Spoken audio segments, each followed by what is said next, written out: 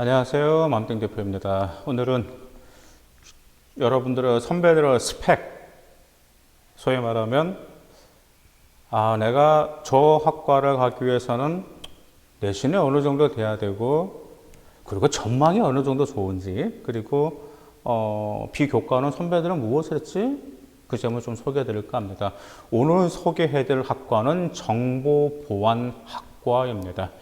요즘 해커, 그 다음에 한국의 IT 강국이죠. 그러면서 정보 보안에 관해서 굉장히 많이 중요하게 되었습니다.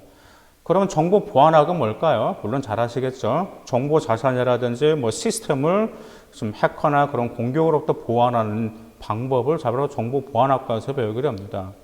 지금 한국 같은 경우는 정말 IT 발달이 굉장히 뛰어난 나라입니다. 정말 일본하고 비교도 할 수 없을 정도예요. 그렇기 때문에 IT 발달이 있는 만큼 국가 기반 시설이라든지 특히 기업체들 역시 중요한 정보를 사이버 공간으로 옮겼어요. 사이버 공간으로 옮겼기 때문에 그 사이버상을 보안하는 정보 보안은 매우 중요하게 되었습니다. 그래서 정보 보안학은 어떤 서버의 취약점이라든지 해커함이 악성 코드 그 점에서 탐지해서 국가와 기업의 중요한 정보를 이제 중요 정보를 지키는 그런 학과라고 볼 수 있습니다. 정보 보안학과 관련된 학과는 또 여러 가지 학과가 있어요. 디지털 보안 전공도 있고요. 사이버 보안 공학과도 될 수도 있고, 산업보안학과, 그다음 정보보호공학과, 그 다음에 융합보호공학과 등의 다양한 정보보안 공학과가 있어요. 정보보안학과를 지지할 때 이제 그 평가자들은 좀 이런 자질을 많이 봅니다. 당연히 알겠죠. 위험을 예방하는 창의적인 문제 해결 능력이 어느 정도 되는지 그 자질을 보고요. 두 번째는 수학, 물리학, 화학, 통계학 이 네 가지에 대한 융합 사고력도 중요하고요. 세 번째는 남들게 다르게 보는 시야와 응용력이 중요합니다. 먼저 정보보안학과를 하면 진출 분야, 진출 직업 정말 다양해요. 기업체도 많고요. 그 다음 정보기관도 다양합니다. 왜요? 정보가 너무 많다 보니까 어디에서든 진출할 수 있는 취업은 굉장히 많이 있고, 취득 기능, 자격증 있잖아요. 취득 가능한 자격증도 정말 다양합니다. 그래서 여러분들이 정보보안학의 그 자격증 무엇이 있는지 보면 아마 여러분들 이 학과에도 많이 좀 구매가 당길 겁니다. 일단 정보보안학과를 가기 위해서는 고등학교 때 일반적으로 선택할 과목이 무엇일까요? 먼저 미적분과 확률과 통계는 기본이겠죠. 정치와 법도 필요합니다. 정치와 법이 왜 필요한지는 아마 여러분들의 인성 쪽이나 그다음 보안 쪽이니까 그 국가 정보에 관한 거기 때문에 필요한다라는 점 인정하시겠죠. 그다음 물리학 원, 화학 원, 기술 가정, 그다음 정보 제2 외국어와 한문 원이 일반적으로 선택할 수 있는 과목이 있습니다. 그러면 중요한 건 진로 선택 과목이잖아요. 정보보안학과에서 보는 진로 선택 과목, 필수 과목들은 어떤 과목들이 있을까요? 잘 들어두세요. 첫 번째, 기하. 두 번째, 수학 과제 탐구. 세 번째, 물리학 2. 다음에 생활과 과학. 그 다음에 융합과학. 그 다음에 공학 일반, 지식재산 일반. 이것도 이것도 여러분들 진로 선택을 할 수가 있습니다. 정말 보안학과에서 수학과제 탐구도 들어가죠. 물리학 2도 들어가죠. 공학 일반도 들어가고 지식재산 일반 과목도 들어갑니다. 정말 보안학과가 만만치는 않죠. 다음에 우리가 보안학과를 가기 위해서는 좀 어떤 책들을 읽으면 좋을까요? 물론 독서 정말 독서 읽고 나서 기록란이 없어졌다고 해서 여러분 독서 소리 하면 안 돼요. 대학교 평가제는 정말 책을 많이 읽고 사색한 학생을 선호한다는 점 기억하실 필요가 있고요. 그 다음에 독서 어디다 기록할 수 있죠? 네, 과세특위 기록할 수가 있습니다. 정보보안학과를 가기 위해서는 어떤 책을 읽어서 자기의 능력을 어필할 수 있을까요? 추천책은 대표적으로 이렇습니다. 첫 번째는 이기적 유전자, 여러분들 아시죠? 그 다음 두 번째 도움이 되는 책은 클라우스 슈밥의 제4차 산업혁명도 유래할 수 있고요. 그 다음 세 번째로는 암호의 해석, 그 다음 네 번째는 보안 위협 예측이라는 책, 다섯 번째는 부분과 전체, 그 다음 여섯 번째 책은 페르마의 마지막 정리. 페르마의 마지막 정리는 수학에도 쓸 수 있죠. 그다음 7번째는 창의성의 또 다른 이름 트리즈. 8번째는 프로그래머. 수학으로 생각하라 등 이런 8권의 책을 제가 추천해드리고 싶습니다.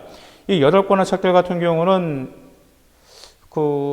정보 보안에 관심 있다라는 의미 어느 정도 좀 컴퓨터 쪽에 굉장히 유능한 아이고, 그 다음 IT에 좀 관심 있는 아이들이기 때문에 읽어보면은 술술 이해하면서 좀 다양한 견문과 지식을 넓힐 수 있고, 대학평가자 역시 이런 책을 읽었다라고 하면은, 여기에 관련된 과제 탐구 역시 기대할 수 있습니다. 그렇기 때문에 활용하시기 바라겠습니다. 그럼 정보보안학과 합격한 선배들의 스펙, 내신이 어느 정도일까요? 정보보안학과는 인서울이든 지방정보보안학과든 굉장히 내신이 높은 편입니다. 전체 학년 합산해서 1.2에서 2.3등급이 내신 기준이었는데, 제가 말씀드린 내신 기준은 학종이 아니고 교과 전형이에요. 학종 같은 경우는 점수가 딱 정해져 있지 않다는 거 여러분 잘 아시죠? 그래서 교과 전형으로는 1.25에서 2.3등급 정도가 교과 전형 내신 커트라인이었습니다. 다만 수학, 과학은 필수적으로 1등급을 여러분들의 선배들이 찍었습니다. 수상 경력도 보면 정말 이 정보보안학과 갈 때 수상 경력도 좀 다양합니다. 뻔하겠죠?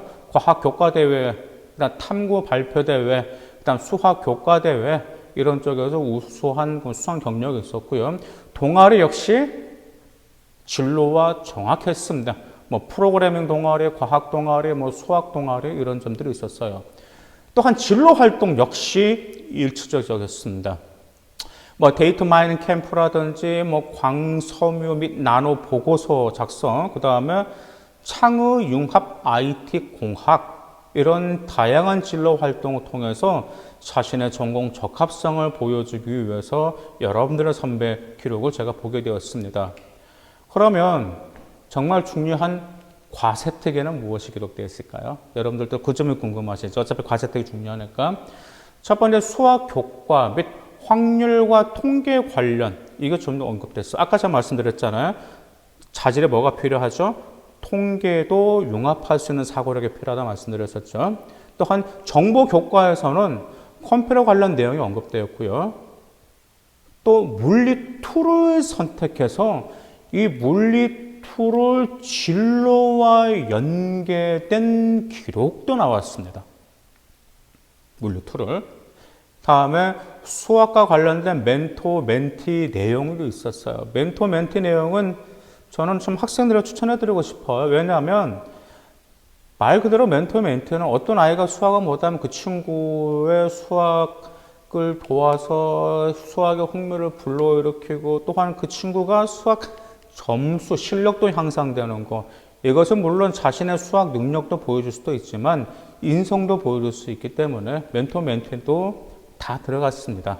단 5번째, 프로그래밍 언어를 어느 정도 정말 좀 숙달했는지 그런 내용도 나왔고요. 6번째로는 다양한 교과 내용이라고 해서 다양한 국어, 수학, 과학, 다양한 교과 내용에 컴퓨터 프로그래밍과 연관지어서 또한 발표를 했어요. 예를 들어서 사회가 또는 사회적 문제 이슈, 고령화 있겠죠. 그 고령화를 돕기 위한 어떤 프로그램을 발표한다라면, 어떤 프로그램을 만든다라면 아무래도 고령화에 도움이 될 것이다라는 그러한 점들을 발표하셨습니다. 정말 정보보안학과, 제가 금방 잠깐 좀 정보보안학과 그 합격한 선배들의 스펙을 말씀드리니까 좀 어렵죠. 하지만 이 점 좀 기억하실 필요가 있습니다. 내신 만만치 않아요. 그런데 이 점 기억하실 필요가 있어요. 취업률이 높은 만큼 경쟁률 치열합니다. 그렇기 때문에 세 번째 우리가 평소 정보보안학과를 선택하려면 그 학과에 대한 이해, 자신의 경험과 지원 전공과 관련성의 깊은 정보보안 관련 기관, 탐방, 또한 직업 체험으로 첫 번째로 자기 주도적 참여했다라는 모습을 보여줄 필요가 있습니다. 정보보안학과를 선택하고 희망하는 학생들, 저는 이 점을 말씀드리고 싶습니다. 누구나 이룰 수 있다면 가치가 있을까요? 누구나 어떤 꿈을 이룰 수 있다면 그 꿈은 가치가 없습니다. 그 꿈을 이루는 과정이 힘들면 힘들수록 자신의 가치는 올라가게 되고 그 꿈은 아무나 이룰 수는 없습니다.